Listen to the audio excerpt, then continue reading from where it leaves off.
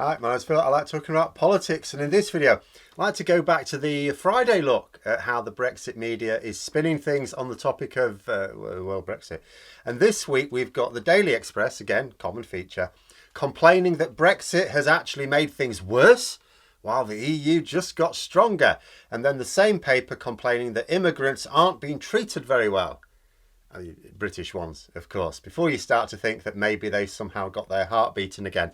But first, if you'd like to be notified of daily news and politics, please subscribe to the channel and click the bell notification icon. By the way, North Shropshire by-election, the results may be out as you're watching this, but not when I'm recording it. That'll be out later. But on this one, to quote Gimli, this is a thing unheard of. I'm actually going to praise the Express, although that is only in comparison with itself. So a low bar I'm setting here, I suppose. But trade first of all. And an article in the Express from a few days ago, really, was discussing how Brexit was supposed to give the UK endless opportunities. But then they cited data from the Office for National Statistics and Bank of England. I did a video on it myself, which shows that our trading prospects have shrunk on a global level. And that's what they said in their article. It's not my words, that's their words. That's how they've worded it. And I find that fascinating because they didn't have to. They didn't actually have to report on this at all. See, in the past, when the likes of the Express would report on a damaging Brexit story, they would do so in order to muddy the waters. You know, take the lorry driver shortage. They tackled that in order to show that there's a lorry driver shortage in the EU as well. Oh, so the problems can't be Brexit, of course, because, there's these problems here. And they failed to distinguish between a shortage and a critical shortage. So the EU had a shortage, but there's no shortage on the shelves. We have a critical shortage, so there is. You know, like a company that has a vacancy may technically have a shortage of staff until it's filled. But that is different to a company where 1 in 4 positions is unfilled. In the first case, the company just carries on. In the second, they have to cut back at least.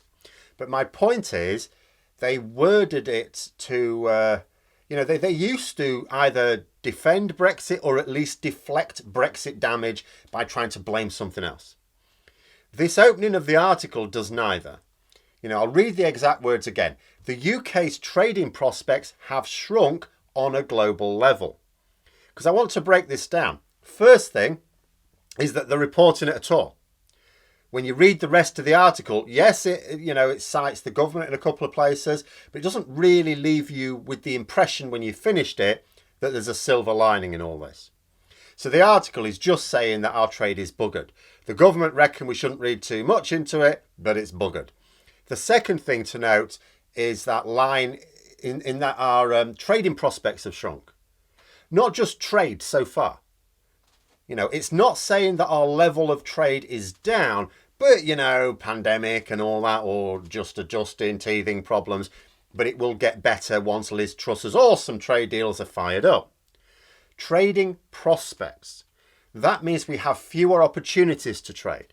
Before Brexit, Boris Johnson tried to say that businesses needed to find the opportunities in Brexit. The implication being that if any business suffered from Brexit, wasn't actually Brexit's fault, it was their fault for not taking the opportunities.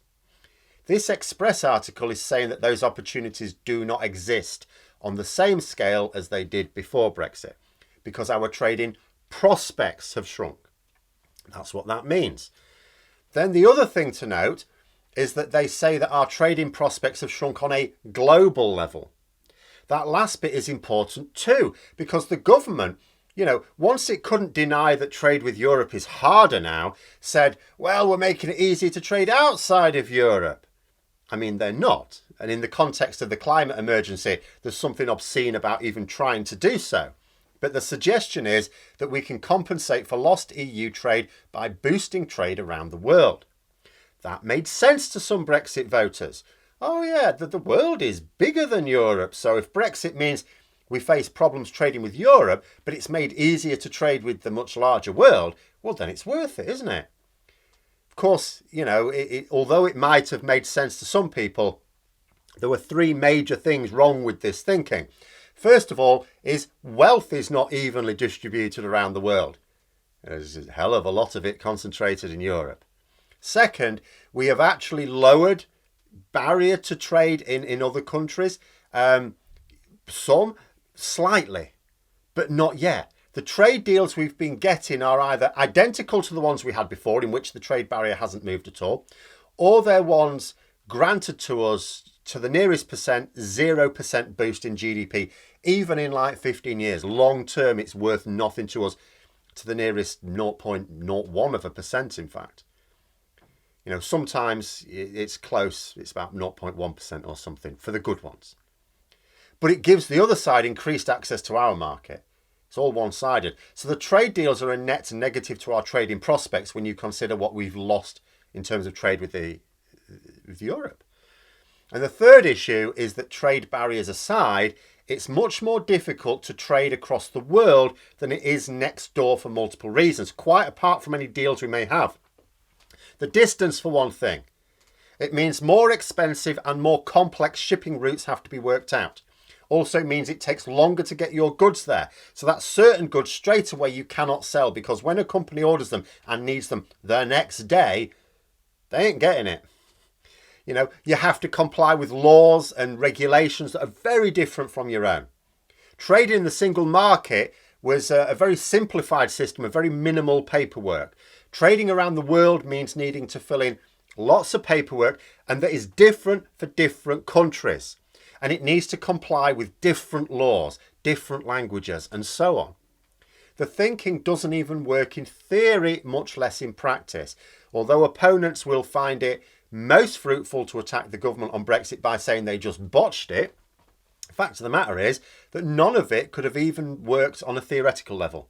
Like, even with a competent government, and I accept that a competent government would never have chosen to touch Brexit with a barge pole, but even a competent government could not have achieved trade growth by leaving the EU, much less the customs union single market. And since Brexit, we've been on the lookout for signs that the project is being accepted as a failure. Of course, the big leap will come when the general public realise this, when we reach some threshold of the general population. But they'll not come to that conclusion on their own insufficient numbers. It will come as a result of reports in the press. Reports like this. But this is on trade. There was another article about a week ago on a more personal level. It's about a British woman who was detained in Spain because she'd overstayed her 90-day period allowed in the EU out of every 180. She didn't know that such a rule existed. And if no one had explained it to her, why would she? It certainly wasn't the rule last year or the year before, or indeed the rest of her life. Another problem with people not being aware of just what Brexit meant, because the government deliberately tried to suppress information. If the British public had been made aware of what exactly Brexit meant, they would certainly not have voted for it in 2016 and would not have voted Tory in such numbers in 2019. But look at the headline. Horrendous. British woman detained overnight in Spain over Brexit rule. The treatment's horrendous, not the British woman, by the way. Now, I could point at the fact that they're describing as horrendous the idea that a British immigrant had to spend a night in the cells, being treated like a criminal, you know, just for breaking the law. I mean, come on, mate. When the same paper positively demonises refugees fleeing war and persecution. But this is the Express. Humane it is not. But again, do I detect a shift in emphasis? In the past, it would have said new EU rule. It did that a lot earlier this year.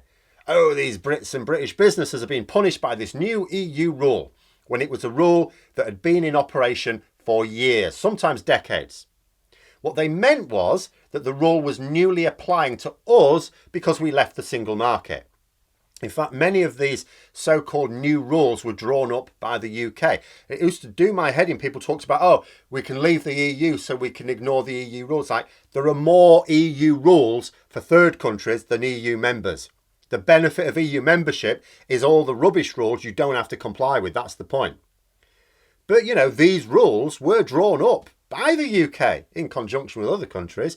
We drafted some of them. We put forward some of them, and we supported all of them.